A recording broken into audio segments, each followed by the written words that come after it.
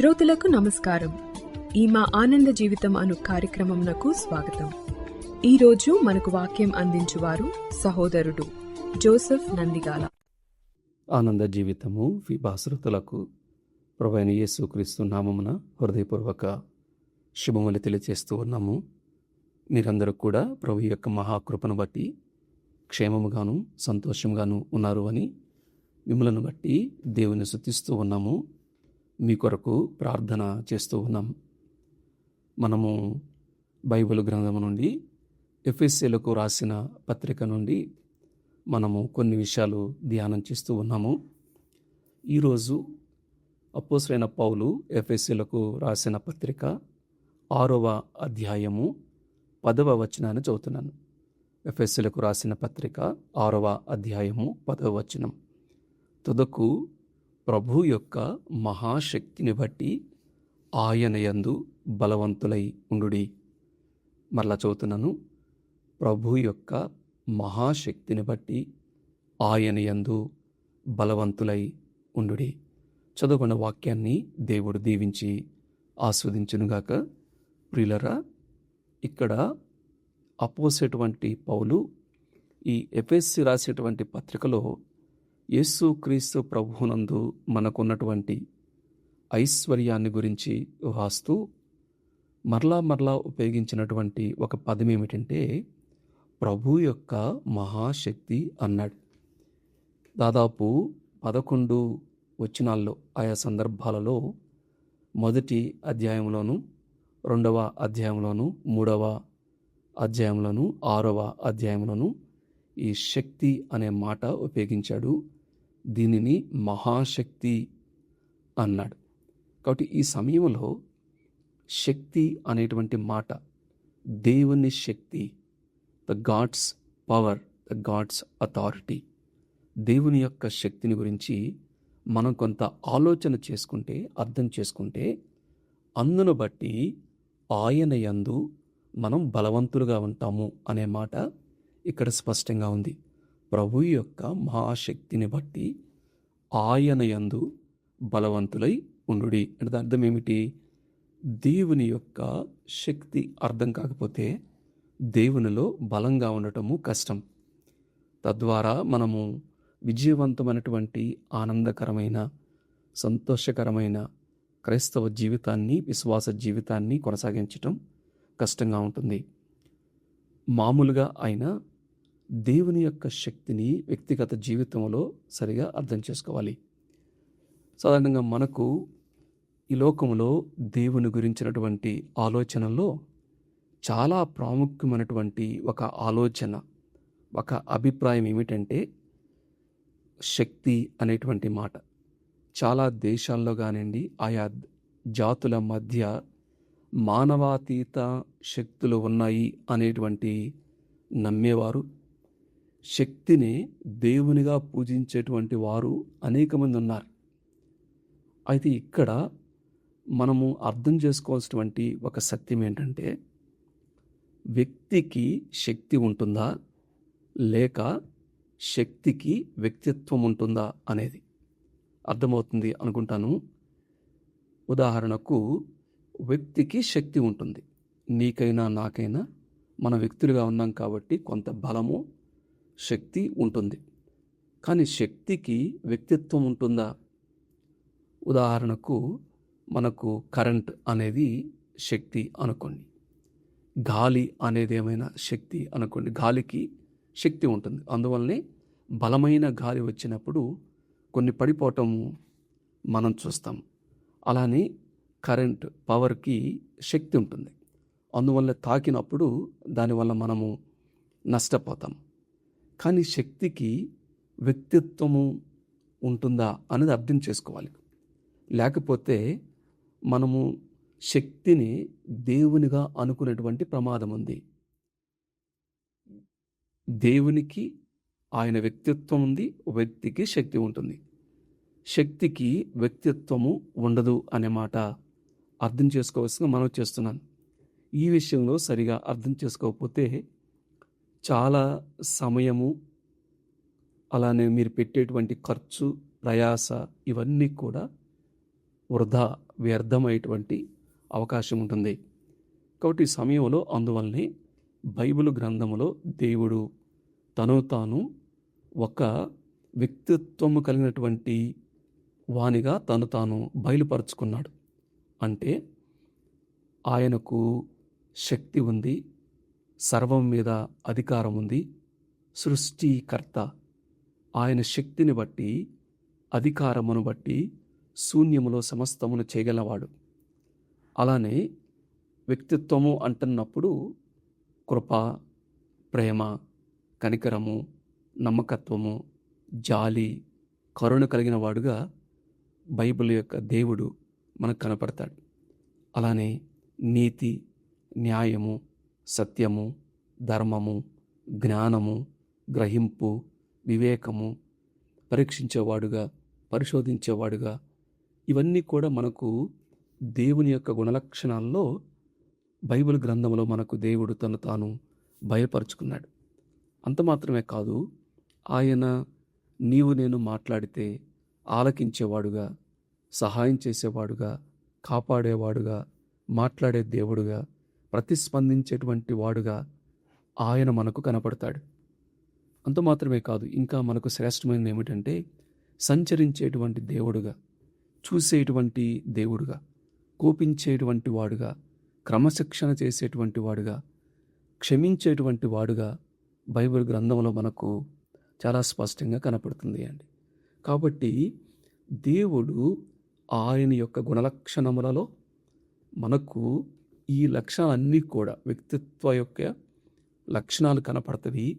అదే సమయంలో ఆయన శక్తి కలిగిన వాడు, సర్వాధికారము, సర్వశక్తి కలిగిన దేవుడు, అన్నిటి మీద అధికారము, దేన్నైనా చేయగలటువంటి శక్తి ఆయనకు ఉన్నట్టుగా చాలా స్పష్టంగా బైబిల్ గ్రంథంలో ఉంటుంది. ఈ సత్యాన్ని మీరు అర్థం చేసుకోవాలి. శక్తికి, కేవలము శక్తికి వ్యక్తిత్వం ఉండదు. కరెంట్ ఉందనుకోండి, దాని ముందు నేను ఏడ్చినా, మాట్లాడినా, ఇంకా నా బాధను వ్యక్తపరిచి చేసిన శక్తి అర్థం చేసుకోలేదు. వ్యక్తిత్వం కలిగినటువంటి వాడైతే అర్థం చేసుకుంటాడు.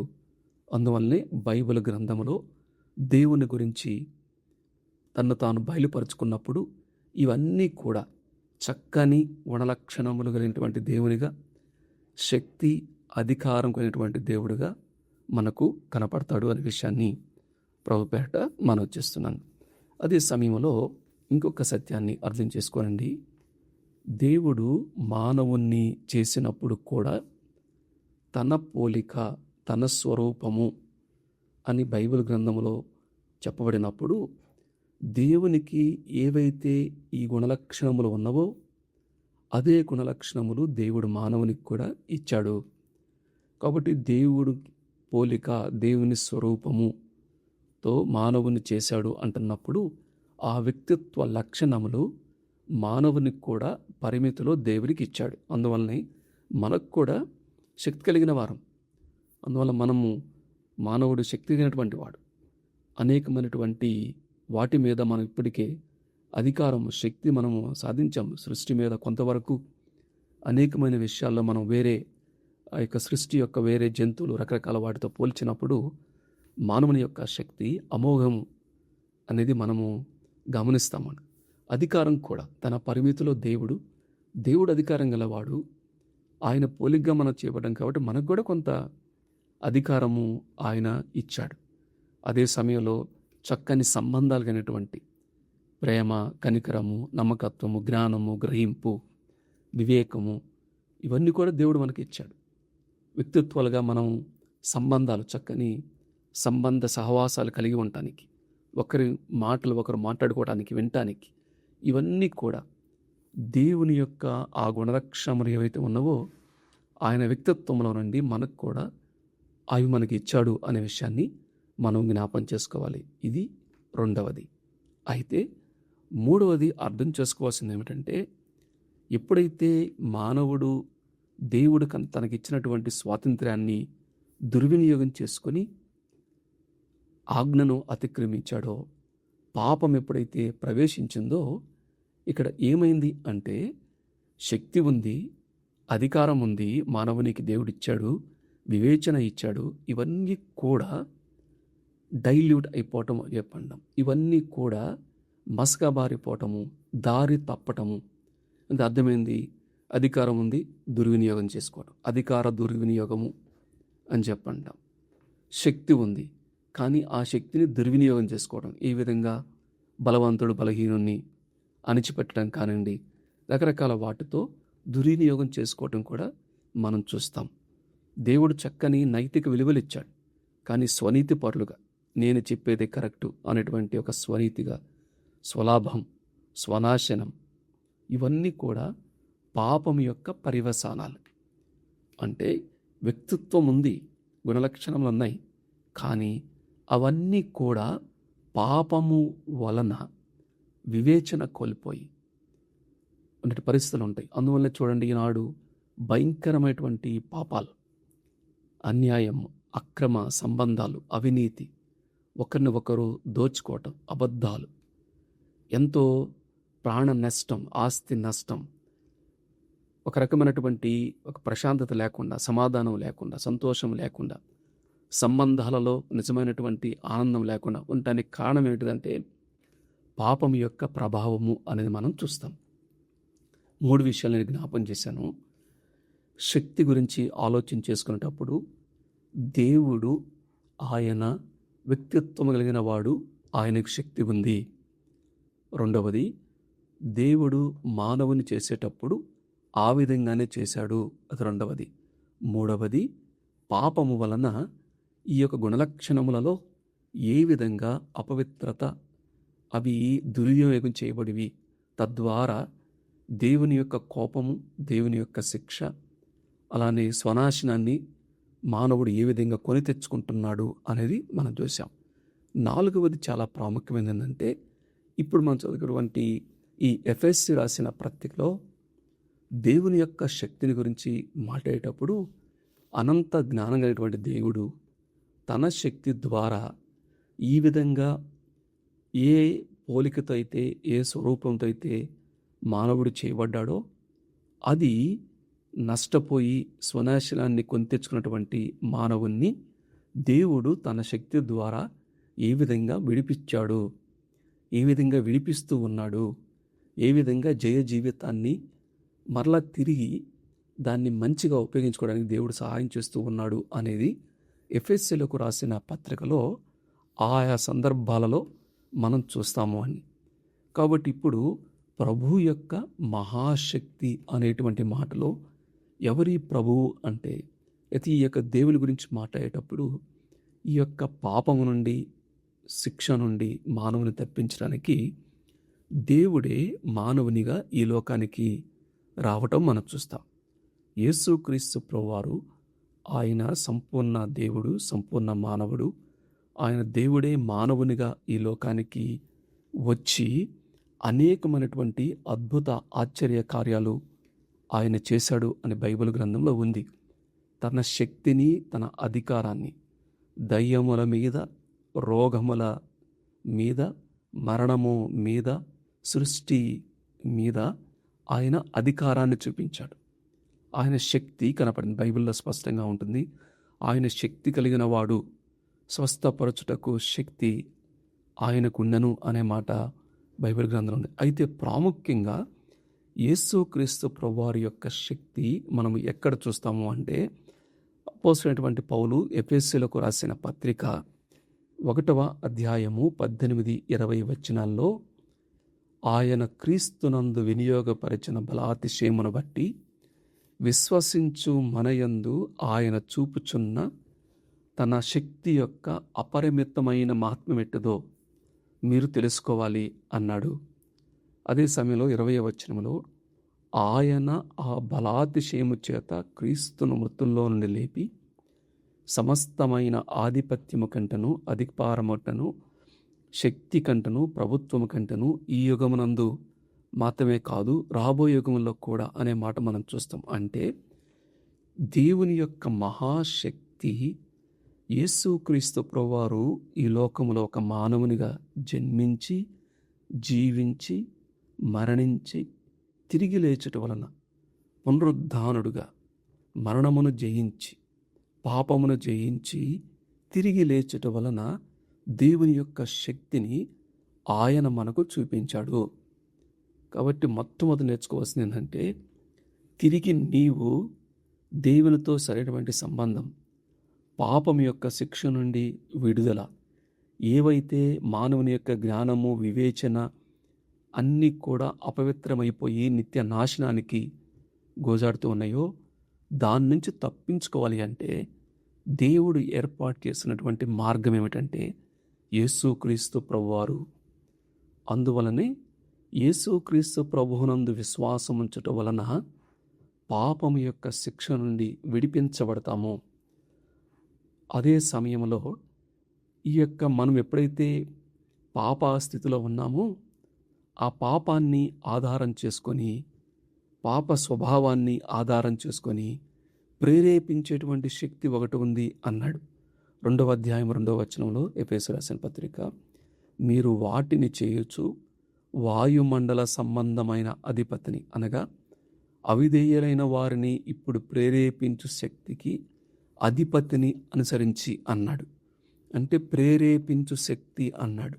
దేన్ని ప్రేరేపిస్తాడు అంటే దురాశలను ప్రేరేపిస్తాడు, అవిధేయతను ప్రేరేపిస్తాడు, దేవుని మీద తిరుగుబాటు చేయడాన్ని ప్రేరేపిస్తాడు. సత్యము అర్థం కాకుండా కళ్ళ ముందు వాస్తవం ఉన్నా కూడా చూడకుండా గుడ్డితనం కలిగజేసేటువంటి సాతాను అపవాది ఉన్నాడు. కాబట్టి ఇప్పుడు దేవుడు ఆ అపవాది యొక్క శక్తి నుండి, పాపం యొక్క శిక్ష నుండి యేసుక్రీస్తు ప్రభువునందు విశ్వాసం ఉంచడం ద్వారా నిన్ను నన్ను విడిపించాడు. ఇక్కడ ఉన్న వారిలో లేకపోతే ఇంకా వింటున్న వారిలో యేసుక్రీస్తు ప్రభువుని కానీ ఇంకా మీరు అంగీకరించకపోతే, ఇంకా మీ పాప శిక్షలోనే, ఈ లోక సంబంధమైనటువంటి అధికారి యొక్క ప్రేరేపణలోనే మీరు ఉండి నష్టపోతూ ఉంటే, మొట్టమొదటి చేయాల్సింది ఏమిటంటే, దేవుడు కృపామయుడు, దేవుడు ప్రేమామయుడు, ఆయన మిమ్మల్ని ప్రేమిస్తున్నాడు, నీ కొరకు తన ప్రాణాన్ని అప్పగించాడు. కాబట్టి నిన్ను విడిపించేటువంటి ఆ యొక్క బంధకముల నుండి, వ్యసనముల నుండి, పాపం యొక్క బంధకాల నుండి, పాపం యొక్క వ్యసనాల నుండి, పాపం యొక్క శిక్ష నుండి విడిపించేవాడు ఆయన మాత్రమే. కాబట్టి మొట్టమొదటి చేయాల్సింది ఏంటంటే యేసుక్రీస్తు ప్రభువునందు విశ్వాసం ఉంచాలి. ఎంత త్వరగా ఆ నిర్ణయం తీసుకుంటే అంత మంచిది. ప్రభువు నమ్ముకున్నటువంటి వారు ఎవరైతే యేసుక్రీస్తు ప్రభువునందు విశ్వాసం ఉంచారో వారు నేర్చుకోవాల్సింది ఏమిటంటే, ఎటువంటి శక్తిని, మహాశక్తిని దేవుడు యేసుక్రీస్తు ప్రభువారి ద్వారా మన పట్ల చూపించాడు అనేది ఎరగాలి, అది ఎరిగి ఉండాలి అనేటువంటి మాట జ్ఞాపకము చేస్తూ ఉన్నాడు. అది ఎరిగి ప్రభువుని స్తుతించాలి. రెండవది, ఈ లోకంలో జీవిస్తూ ఉంటున్నప్పుడు కూడా ఆ పనులు ఎవరైతే యేసుక్రీస్తు ప్రభువుని అంగీకరించారో దేవుని యొక్క శక్తి వారిలో పనిచేస్తూ ఉంటుంది. 3వ అధ్యాయానికి రండి. 3వ అధ్యాయము చాలా ప్రాముఖ్యంగా ఏమన్నాడు అంటే 20వ వచనంలో, 3వ అధ్యాయము 20వ వచనంలో ఒక మాట చెప్పాడు. 3వ అధ్యాయము మొట్టమొదటి 7వ వచనాన్ని చూద్దాము. దేవుడు కార్యకారియగు తన శక్తిని బట్టి నాకు అనుగ్రహించిన కృపావరము చొప్పున అన్నాడు. 20వ వచనంలో మనలో కార్యసాధకమైన తన శక్తి చొప్పున మనం అడుగు వాటన్నిటికంటేను, ఊహించు వాటన్నిటికంటేను అత్యధికముగా చేయ శక్తి గల దేవుడు అనే మాట ఉంది. నేర్చుకోవాల్సినటువంటి పాఠం ఏంటంటే, కార్యసాధకమగు శక్తి అనే మాట ఉపయోగించాడు. రెండవది, దేవుడు తన శక్తిని బట్టి అనే మాట అన్నాడు. దాని అర్థం ఏంటంటే, ఎవరైతే యేసుక్రీస్తు ప్రభువుని అంగీకరించారో మీలో పరిశుద్ధాత్మ దేవుడు నివాసం చేస్తూ ఉన్నాడు. ఆయన తన కార్యాన్ని నీలో నాలో జరిగిస్తాడు. దీన్ని ఏమంటాము అంటే కార్యసాధకమైన శక్తి, అంతరంగ పురుషుని యందు శక్తి, నీ అంతరంగంలో శక్తినిస్తాడు. దేవుడు తన కార్యాలు చేయడానికి నిన్ను బలపరుస్తూ ఉంటాడు, నీకు శక్తిని ఇస్తాడు. దీన్ని ఏమంటామంటే అంతరంగ పురుషుని యందు శక్తి, కార్యసాధకమైన తన శక్తి అన్నాడు. ఒకటి, తన శక్తి ద్వారా ఆయన యందు విశ్వాసం ఉంచుట ద్వారా పాపము నుండి, శాపము నుండి, నరకము నుండి విడిపిస్తాడు. ఒకటి, నమ్ముకున్న వారి హృదయాల్లో, వారి జీవితాల్లో అంతరంగ పురుషుల శక్తి, తన కార్యాన్ని చేసేటువంటి శక్తి ఆయన ఇస్తాడు అనేది రెండవది. మూడవది ఏమిటంటే, మరి ప్రేరేపించే శక్తి ఉంది కదా, అపవాది ఉన్నాడు కదా. నమ్ముకోక ముందు మనలను ప్రేరేపణ చేస్తూ ఉగ్రతకు పాత్రగా చేశాడు కదా. మరి ప్రభువుని అంగీకరించడం వలన ఆ ఉగ్రం తప్పించబడ్డాము. మరి ఈ లోకంలో ఇంకా వాడు ఉన్నాడు కాబట్టి ఇక్కడ ఏమన్నాడు అంటే 6వ అధ్యాయంలో ఎదిరించుటకు, అంటే అపవాదిని ఎదిరించడానికి శక్తి, నిలువబడటానికి శక్తి, వాని యొక్క అగ్ని బాణములను ఆర్పుటకు శక్తి అన్నాడు. దాంతో మీరు దుష్టుని అగ్ని బాణములను ఆర్పుటకు శక్తి అని చెప్పి అన్నాడు. ఎదిరించడానికి మన శక్తి కావాలి, నిలవబట్టడానికి శక్తి కావాలి. వాడు మనకు అనుమానం అన్ని రకరకాల అగ్ని బాణాలు విశ్వాసుల మీద ప్రయోగిస్తూ ఉంటాడు. అనుమానం కలుగు చేస్తాడు, అబద్ధాలు చెప్తాడు, శ్రమల్లో నీకెవరు లేరు అని చెప్పి అంటాడు. దేవుని వాగ్దానాల నుంచి దారి తెప్పించడానికి ప్రయత్నం చేస్తాడు. శరీరాశ, నేత్రాశ, జీవపు డంబం ద్వారా మనను దారి మళ్లించడానికి ప్రయత్నం చేస్తాడు.